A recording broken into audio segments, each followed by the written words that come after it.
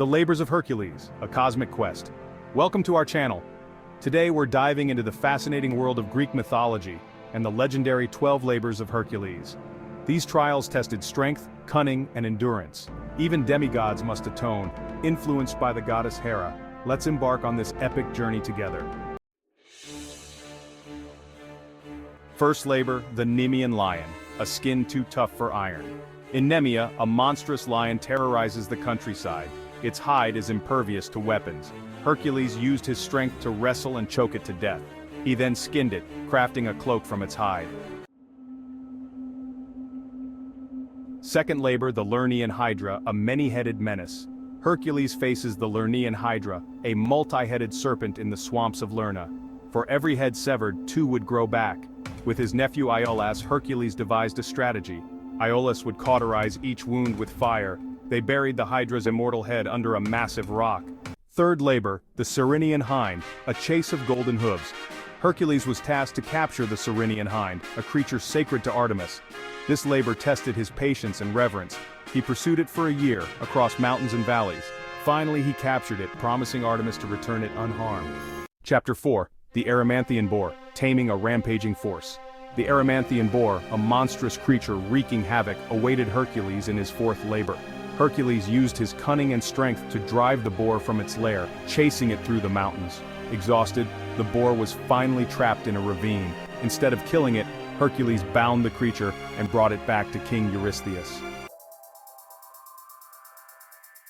Chapter 5, the Augean Stables, cleansing the stables of time. The fifth labor was cleaning the Augean Stables, an immense task due to years of filth.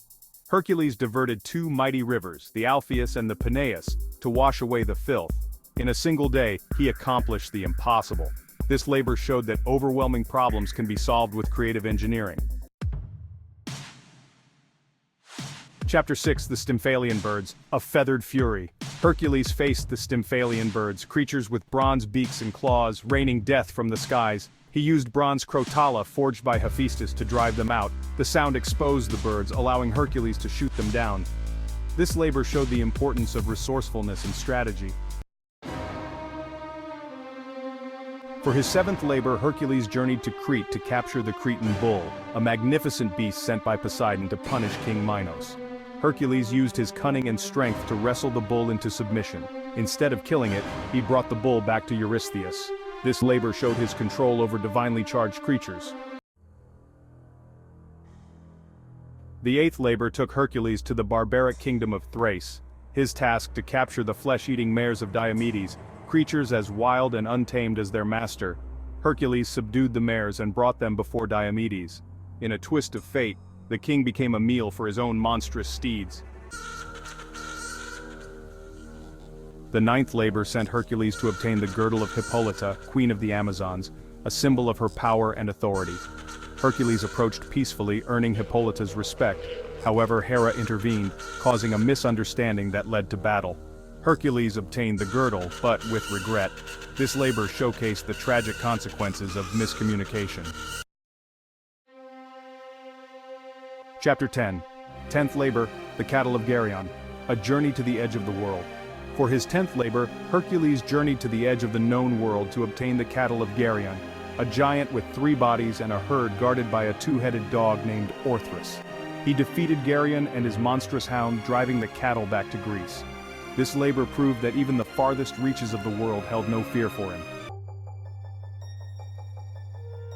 Chapter 11, 11th labor, the golden apples of the Hesperides. Hercules had to steal the golden apples guarded by Ladon, a 100-headed dragon. He sought help from Atlas, the titan who held the sky. Hercules offered to shoulder Atlas's burden for the apples. Atlas agreed but refused to take back the heavens. Hercules tricked Atlas into resuming his burden and escaped with the apples. Chapter 12, 12th labor, Cerberus, guardian of the underworld.